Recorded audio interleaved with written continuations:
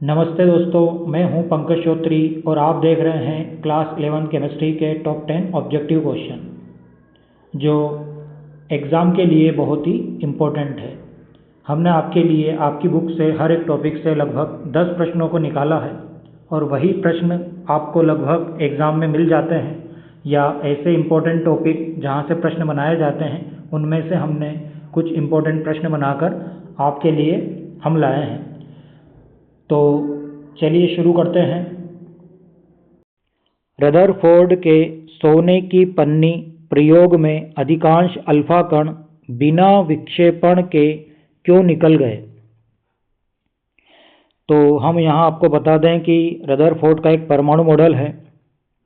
उन्होंने अल्फा कणों का उपयोग किया था सोने की पन्नी पर और कुछ निष्कर्ष निकाला था।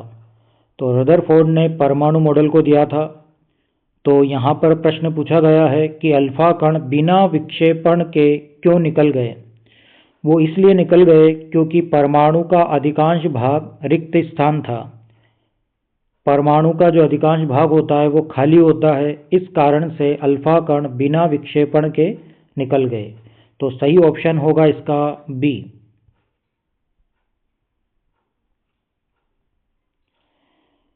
अगला प्रश्न है, रदरफोर्ड के परमाणु मॉडल की मुख्य कमी क्या थी? तो इसकी कमी थी कि इलेक्ट्रॉनों की स्थिरता को नहीं समझा सका। जो इलेक्ट्रॉन चक्कर लगाते हैं नाभिक के चारों ओर, तो उसमें स्टेबिलिटी कैसे आती है उसके बारे में जब पूछा गया तो ये बता नहीं पाया। तो ए ऑप्शन इसका सही है। अगला प्रश्न है, रदरफोर्ड के अनुसार कितने कण 180 डिग्री के कोण से उनका विक्षेपण हुआ? तो जब अल्फा कणों की बौछार की थी सोने की पन्नी पर, तो लगभग 20,000 में से एक कण जो था वो 180 डिग्री से वापस लौट आया था। तो इसका सही ऑप्शन होगा डी।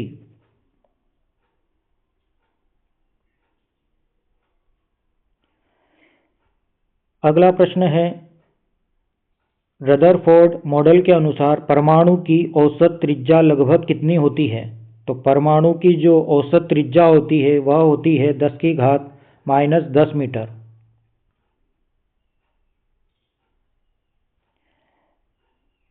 अगला प्रश्न है, रदरफोर्ड मॉडल के अनुसार नाभिक की औसत त्रिज्या लगभग कितनी होती है? तो नाभिक की होती है 10⁻15 मीटर।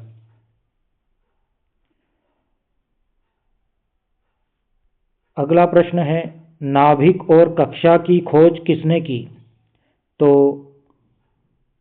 रदरफोर्ड ने परमाणु के अंदर नाभिक और कक्षा की खोज की थी। तो सही ऑप्शन होगा ए। अगला प्रश्न है, कैथोड किरणों की प्रकृति क्या होती है?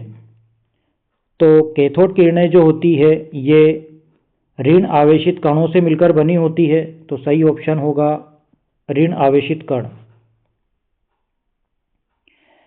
कैथोड किरणों की खोज किसने की थी? तो उनका नाम है जे थॉमसन। अगला प्रश्न है, कैथोड किरण नलिका में कैथोड किरणों का निर्माण किस कारण होता है?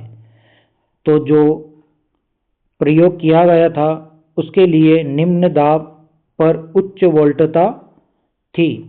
तो जब विसर्जन नलिका में निम्न दाब रखा गया और उच्च विभव दिया गया तो वहाँ पर हमें कैथोड किरणें नजर आई।